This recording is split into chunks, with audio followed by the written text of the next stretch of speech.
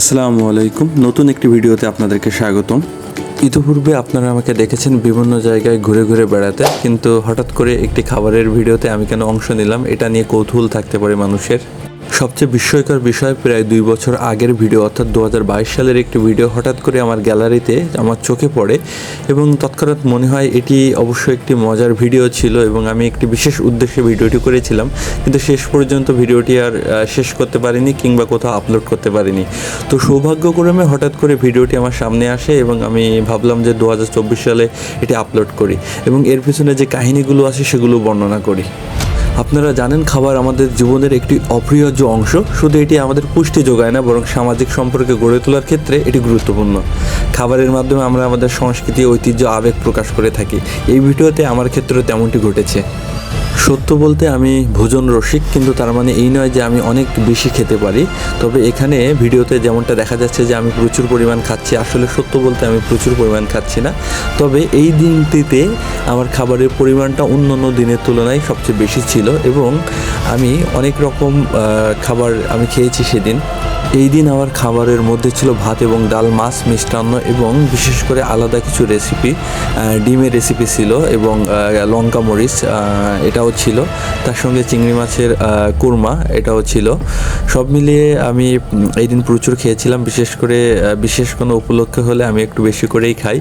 তো সেই জায়গা থেকে আমার এই খাওয়ার ভিডিওটা করা হয় এবং আমি কখনোই কল্পনা করিনি যে শেষ পর্যন্ত এটা আপলোড করব। তবে একটি বিশেষ বিষয় জানিয়ে রাখি যে এই মুহূর্তে আমার হাতে যে চিংড়ি মাছটি দেখতে পাচ্ছেন, এটি সাতক্ষীরা জেলার বিখ্যাত একটি চিংড়ি মাছ। বিশেষত সাতক্ষীরা জেলা বাংলাদেশের কাছে হোয়াইট গোল্ডের দেশ নামে পরিচিত। শুধুমাত্র এই বাগদা চিংড়ির কারণেই সাতক্ষীরা জেলা বাংলাদেশে হোয়াইট গোল্ডের দেশ হিসেবে পরিচিত। বিশেষত আমাদের এই অঞ্চলগুলিতে বাগদা চিংড়ি পর্যাপ্ত পরিমাণ চাষ হয়, তো দামেও সস্তা পাওয়া যায়, বিশেষ করে শীতের মৌসুমে। তো সেই জায়গা থেকে মাঝে মাঝে বাসার জন্য অনেক 1 কেজি 2 কেজি করে চিংড়ি মাছ কেনা হতো এবং বিশেষ উপলক্ষে চিংড়ি মাছগুলো বিশেষ করে কোরমা এবং মজা করে রান্না করা হতো। বিশেষত শীতের মৌসুমে বাঙালিরা সবচেয়ে বেশি ভোজন রসিক হয়ে থাকে বলে আমার কাছে মনে হয়, কারণ এই দিনগুলোতে শীতের দিনগুলোতে মানুষের খাদ্য অভ্যাস বেশ পরিবর্তন আসে এবং গ্রীষ্মকালের দিনগুলোর তুলনায় শীতকালের দিনগুলোতে মানুষ সবচেয়ে বেশি খেতে পছন্দ করে, কারণ এই সময় শাকসবজির পরিমাণটাও বৃদ্ধি পায়, একই সঙ্গে মাছও পর্যাপ্ত পরিমাণ পাওয়া যায়। বিশেষত সাতক্ষীরা জেলায় শীতের মৌসুমে ঘের শেষে এবং এখানে সেই সময় পর্যাপ্ত মাছ পাওয়া যায় এবং এই মাছগুলো বাংলাদেশের বিভিন্ন প্রান্তে রপ্তানি করা হয় এবং আমাদের এই সাতক্ষীরা অঞ্চলের মাছ বলতে গেলে যে বাংলাদেশের অন্যান্য জেলার তুলনায় সবচেয়ে বেশি সুস্বাদু এবং জনপ্রিয়। সত্য বলতে চিংড়ি মাছের স্বাদ ছিল অসাধারণ। বিশ্বাস করবেন না, আমার সামনে যে মরিচগুলো দেখতে পাচ্ছেন এটি কিন্তু সাধারণ কোনো কাঁচামরিচ না, এটি একটি বুলেট কাঁচামরিচ। এটি বাংলাদেশের সব অঞ্চলে পাওয়া যায় না, তবে আমার সাতক্ষীরা জেলাতে এটি বিশেষ কয়েকটি অঞ্চলে, স্থানীয় কয়েকটি অঞ্চলে বিশেষভাবে চাষ করা হয় বাণিজ্যিকভাবে। তো এই লঙ্কা মরিচ পর্যাপ্ত কিন্তু ঝাল। আমি প্রথমে বিশেষত আলু ভাজি দিয়ে খেয়েছি, আলু ভাজির সঙ্গে ডিমের কোরমা ছিল সেটাও খেয়েছি, তার সঙ্গে এখানে বাগদা চিংড়ি খেয়েছি, আরও অনেক জিনিস ছিল, সবগুলো মনে আসছে না কারণ ভিডিওটি আসলে 2022 সালের। তো 2022 সালে কী কী খেয়েছিলাম ওই মুহূর্তে আমি মনে করতে পারছি না, ভিডিওটি সেই সময় করা হয়েছিল। তো আজকে মনে হলো যে আসলে ভিডিওটি আমি আপলোড করি। আজকাল সামাজিক যোগাযোগ মাধ্যমে নানান বিষয়ে মানুষের নানান কার্যবিধি প্রকাশ পায়, তো সেই জায়গা থেকে মনে হলো খাবারের ভিডিওগুলো সবচেয়ে বেশি ভিউ হয়। তো আমার কাছে মনে হলো খাবার নিয়ে 2-5টা কথা বলা যেতে পারে, বিশেষত সাতক্ষীরা জেলার মাছ নিয়ে কথা বলা যেতে পারে। আমি এর আগেও একটি ভিডিওতে আমার সাতক্ষীরা জেলার বাগদা চিংড়ি মাছ কীভাবে চাষ করা হয় এবং এটি লাভজনক কিনা সে বিষয়ে আমি বিস্তারিত ধারণা দিয়েছি।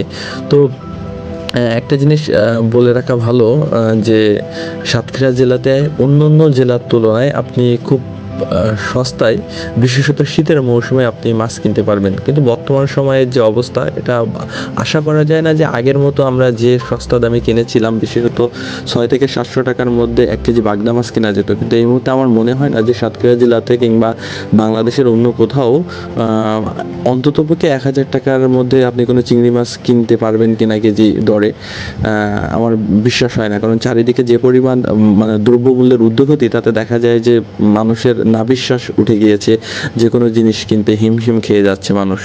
এতক্ষণ খাবার নিয়ে অনেক তথ্য দিলাম, তবে সত্য বলতে আজকে ভিডিওর পিছনের গল্পটা একটু আপনাদের সাথে শেয়ার করি। এটি একটি চ্যালেঞ্জমূলক ভিডিও ছিল যে আমাকে এত পরিমাণ খাবার আমি খেতে পারবো কিনা এবং নির্দিষ্ট টাইমের মধ্যে।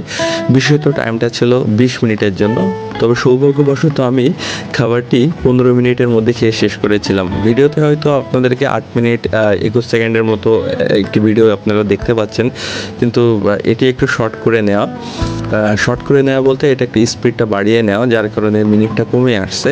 তবে সত্য বলতে 20 মিনিটের খাওয়াটা 15 মিনিটে শেষ করেছে এবং এটি একটি চ্যালেঞ্জিং ব্যাপার ছিল। তবে আপনারা যারা খাবার খেতে পারেন না বা আপনারা ভোজন রসিক না, তারা জোর করে কখনো চ্যালেঞ্জ করে খাবার খেতে যাবেন না, কেননা সেক্ষেত্রে হিতে বিপরীত হতে পারে এবং আপনার শারীরিকভাবে ক্ষতি হতে পারে, বড় ধরনের কোনো দুর্ঘটনা ঘটতে পারে।